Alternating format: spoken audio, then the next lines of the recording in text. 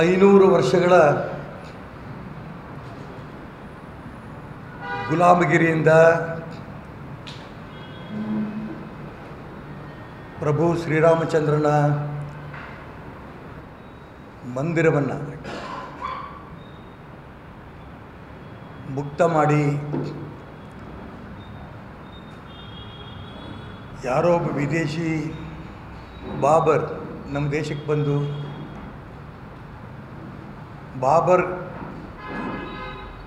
ಮಸೀದಿ ಅಂತ ಹೇಳ್ತಾ ಇದ್ದಂಥ ಆ ಮಸೀದಿರು ಕೂಡ ರಾಮ ಭಕ್ತರು ಧ್ವಂಸ ಮಾಡಿ ನಾಡ್ದು 22ನೇ ತಾರೀಕು ಅಯೋಧ್ಯೆಯಲ್ಲಿ ರಾಮನ ವಿಗ್ರಹ ಪ್ರತಿಷ್ಠಾಪನೆ ಆಗ್ತಾ ಇರೋದು ಇಡೀ ಪ್ರಪಂಚದ ನೂರಾರು ಕೋಟಿ ರಾಮ ಭಕ್ತರಿಗೆ ಅತಿ ಸಂತೋಷದ ದಿನ. ಇಂಥ ಸಂದರ್ಭದಲ್ಲೇ ನಾವೆಲ್ಲರೂ ಕೂಡ ಜೀವಂತವಾಗಿದ್ದೀವಲ್ಲ ಅನ್ನೋಂಥ ಆನಂದ ನಮ್ಮೆಲ್ಲರೂ ಕೂಡ.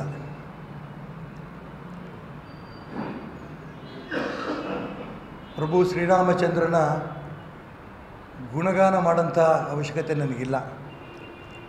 ಏಕೆಂದರೆ ಇಡೀ ಪ್ರಪಂಚದ ಜನಕ್ಕೆ ಶ್ರೀರಾಮಚಂದ್ರ ಹೇಗಿದ್ದ ಅನ್ನೋದು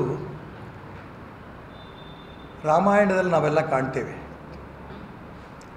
ವಿಶೇಷವಾಗಿ ಮಹಾತ್ಮ ಗಾಂಧೀಜಿಯವರು ಕಂಡಂಥ ಕನಸು ರಾಮರಾಜ್ಯ ಆಗಬೇಕು ಈ ದೇಶ ಅಂತ ಹೇಳಿಕೊಂಡು ಅವರು ಹೇಳಿದೇ ರಾಮ ಹೇಗಿದ್ದ ಅನ್ನೋದನ್ನು ನಾವೆಲ್ಲರೂ ಕೂಡ ಕಾಣ್ತೇವೆ.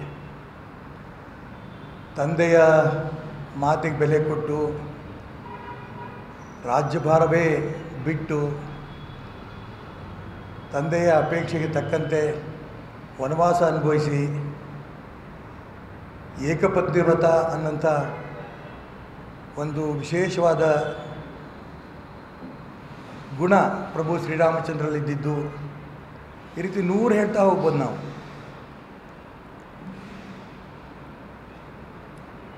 ಹಾಗಾಗಿ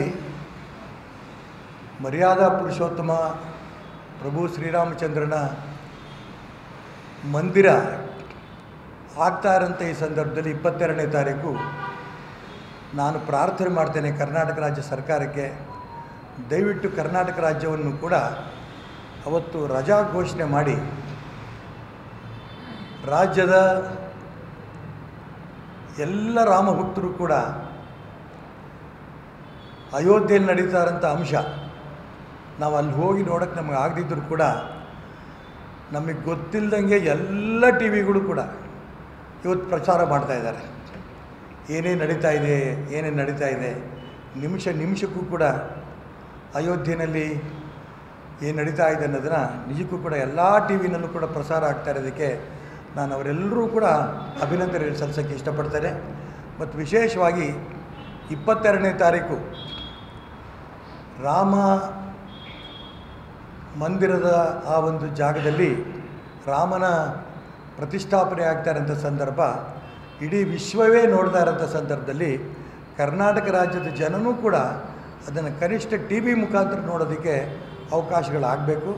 ಅದಕ್ಕೋಸ್ಕರ ನಾನು ರಾಜ್ಯದ ಮುಖ್ಯಮಂತ್ರಿಗಳಿಗೆ, ಸಂಬಂಧಪಟ್ಟ ಸಚಿವ ಸಂಪುಟದ ಎಲ್ಲ ಸದಸ್ಯರಿಗೂ ಕೂಡ ನಾನು ಪ್ರಾರ್ಥನೆ ಮಾಡ್ತೇನೆ, 22ನೇ ತಾರೀಕು ದಯವಿಟ್ಟು ಆ ಒಂದು ರಾಮ ಮಂದಿರದ ರಾಮನ ಪ್ರತಿಷ್ಠಾಪನೆ ಆಗ್ತಾ ಇರೋದನ್ನು ವೀಕ್ಷಣೆ ಮಾಡೋದಕ್ಕೆ ಸಂತೋಷದಿಂದ ಎಲ್ಲರೂ ಕೂಡ ಭಾಗವಹಿಸೋದಕ್ಕೆ ರಜಾ ಘೋಷಣೆ ಮಾಡಬೇಕು ಅಂತೇಳಿ ಈ ಸಂದರ್ಭದಲ್ಲಿ ನಾನು ಒಂದು ಕಡೆ ಒತ್ತಾಯ ಮಾಡ್ತೇನೆ, ಒಂದು ಕಡೆ ಪ್ರಾರ್ಥನೆ ಮಾಡ್ತೇನೆ.